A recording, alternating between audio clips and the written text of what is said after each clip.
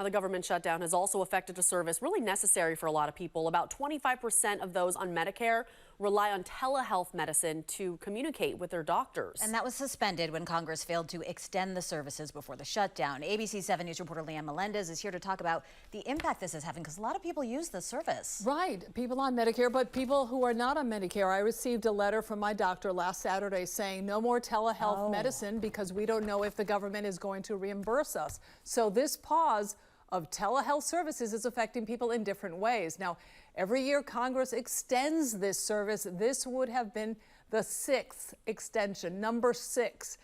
Now people are saying, if it's so popular, let's make it a permanent service and avoid a telehealth shutdown in the future. March 2020, the Bay Area woke up to a relatively new way for patients to communicate with their doctors, forced by the COVID-19 pandemic. We can then use the virtual care to help update the patient on how they're doing, check in with the patient, see if they have any questions. Fast forward to 2025, and telehealth services have become routine, especially for patients like Tracy Richard. Can't drive, and riding Muni is very difficult with back problems and other health problems. So instead of having to make an appointment and arrange transportation to go halfway across town, I can simply log on to my laptop at a scheduled appointment time and have an in-person conversation with my doctor. But Congress giveth, and now Congress taketh away.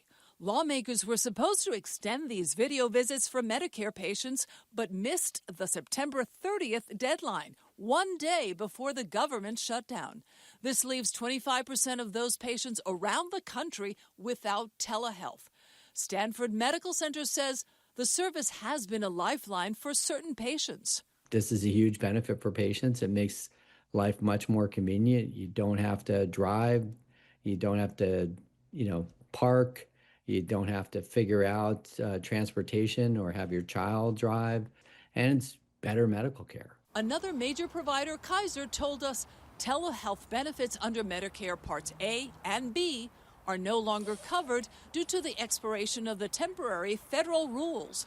Only Kaiser Permanente Medicare Advantage members will continue to have this access because it's already included in their coverage.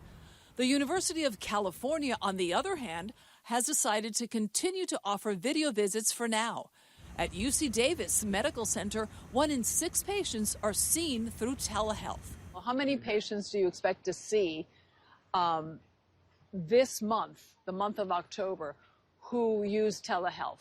Right. Well, for us here at UC Davis, we provide 2,500 approximately video visits to patients with Medicare every month. And so that's a big impact. But some private practices who don't have the financial means of a UC have suspended telehealth services for all patients, even those who are not on Medicare. So we can't afford as a private practice to see patients for a month or two waiting for claims to be processed to see that, oh, I'm sorry, all your telehealth appointments won't be covered. UC Davis admits it runs the risk of losing tens of thousands of dollars if Congress decides not to pay them retroactively. UC Davis Health alone could lose $100,000 a week if Congress refuses to reimburse them for telehealth services. Right now, we're continuing to provide these services with the expectations, the hope that Congress is going to extend these flexibilities and provide payment retroactively. It's the right thing to do. Smaller operations say that's not a risk they're willing to take. We're going to need to have people come in just as they did pre-pandemic. There was no real telehealth coverage pre-pandemic, so we're going back to the way it used to be. A lot of people have asked me, what about mental health telecare services under Medicare? Well, therapy will continue because that was passed under a separate congressional bill. My advice, if you have any questions, call your doctor or provider. Absolutely.